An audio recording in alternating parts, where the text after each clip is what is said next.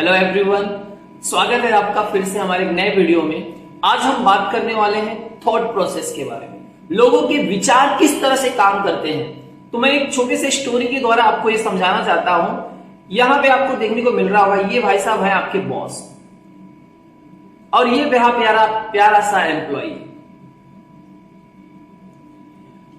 तो बॉस को जितने भी प्रॉब्लम्स थे, बाहर के आउटसाइड के प्रॉब्लम्स, सारे के सारे प्रॉब्लम्स को लेकर के सर के ऊपर ढोते हुए ऑफिस में आता है और अपने एम्प्लॉय के ऊपर सारा का सारा गुस्सा उतार देता है।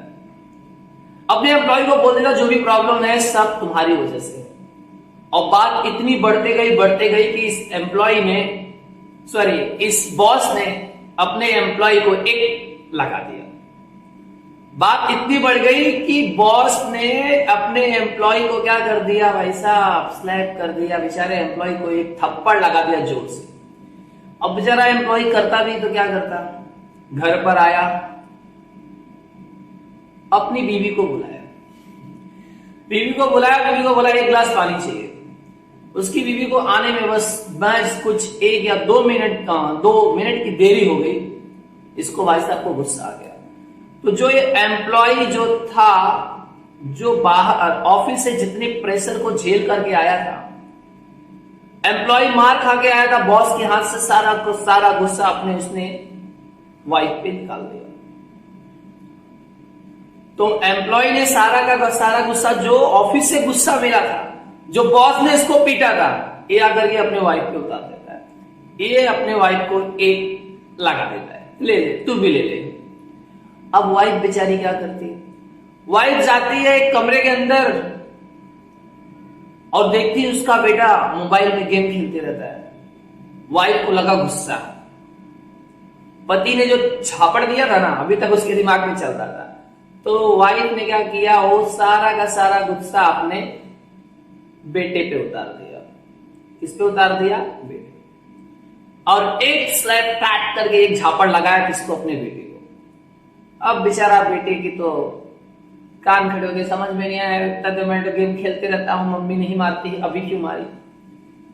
ये सारा का सारा दुख तकलीफ दर्द लेकर के ये लड़का बाहर जाता है और देखता है कि इसका भाई जो था, छोटा भाई, इसकी बाइक को घसीटते रहता है।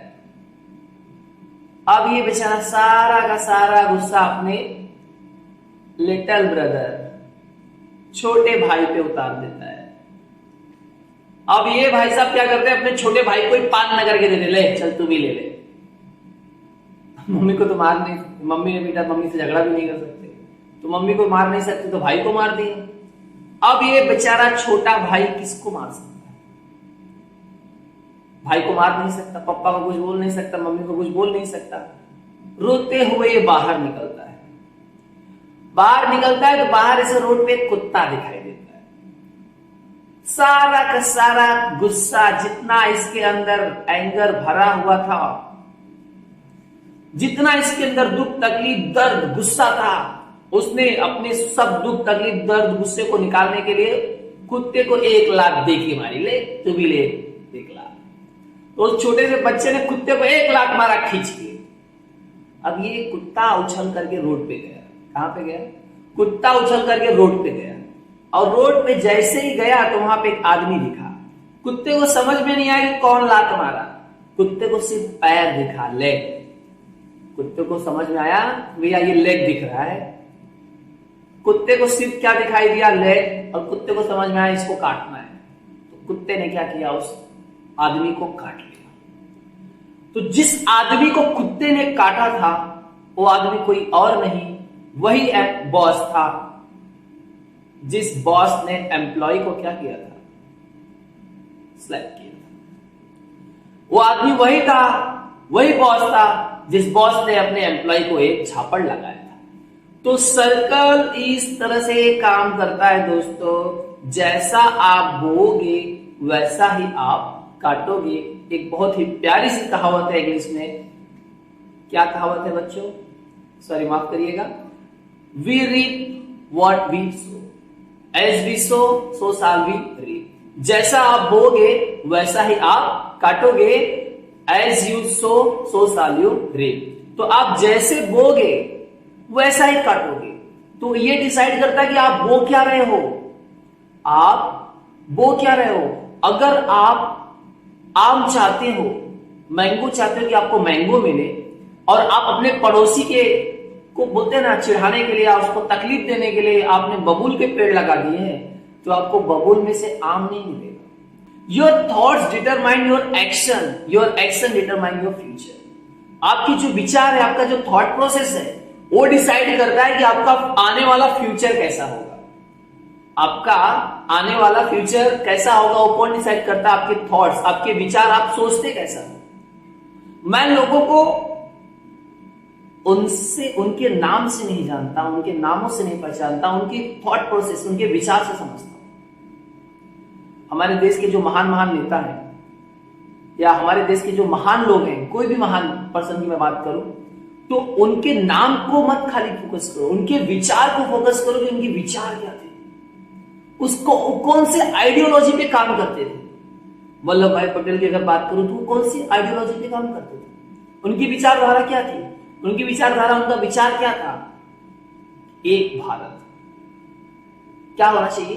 एक भारत। उन्होंने अलग अलग बहुत सारे स्टेट्स को जब ज्वाइन किया तो उनके दिमाग में सिर्फ एक ही था कि इंडिया सिर्फ होना चाहिए, अलग अलग स्टेट्स में अलग अलग स्टेट टूट करके अलग अलग देश नहीं बनने चाहिए, अखंड भारत बनना चाहिए। क्या बनना चाहिए? अखंड भारत। तो लोगों को उनके नाम से मत खाली समझो, उनकी विचारधारा, उनकी आइडियोलॉजी पे भी काम करना चाहिए। तो आपके लिए मैं आज जो बोलना चाहता हूं, आप एक चीज डिसाइड कर लीजिए दोस्तों कि nothing is impossible, nothing can stop me. आपको कोई नहीं रोक सकता। अगर आपने डिसाइड कर लिया कि मेरे को ये काम करना है, तो there is no one that can stop you. अगर मैंने डिसाइड कर लिया कि मुझे ये चीज काम करना ही है, तो आपको कोई नहीं रोकता। आपको रोकता कौन है जानते हो? आपको रोकने वाला होता है सिर्फ आप। एक आप ही हो जो अपने आप को रोक लेते हो। आपको रोकने वाला कोई भी नहीं है, आपको रोकने वाला कोई भी नहीं है। अगर किसी काम को करने से अगर कोई आपको रोकता है, तो कोई थर्ड पर्सन नहीं बल्कि आप खुद होते हो। आप अपने आप को उस काम से करने से रोकते हो। आप लोगों की बातें सुनते हो, जो लोग बोलते हो उस पर बिलीव कर लेते हो। अरे उन नालायकों की बातें मत सुनो जिन्होंने अपने जीवन में कुछ किया ही नहीं है। जिन्होंने अपने जीवन में कुछ किया ही नहीं, उन्होंने तो ये चीज को मानकर रख लिया कि ये चीज कभी पॉसिबल ही नहीं है, ये हो ही नहीं सकती।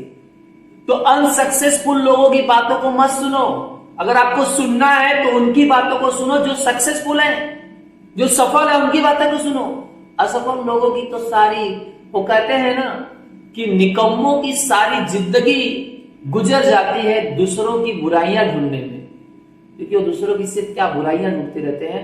और जो सफल लोग होते हैं वो मेहनत कर करके, गलती करते करते करते करते सफल हो जाते हैं, और निकम्मे लोग उनकी खाली गलतियां काउंट करते जाते हैं। So nothing will stop me, not even मी।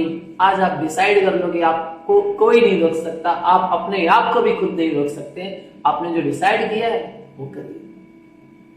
कोई भी चीज पहली बार में नहीं होती है। अगर जो चीज पहली बार में हो जाती है तो उसके अंदर आप एक्सपर्टाइज नहीं हो पाते।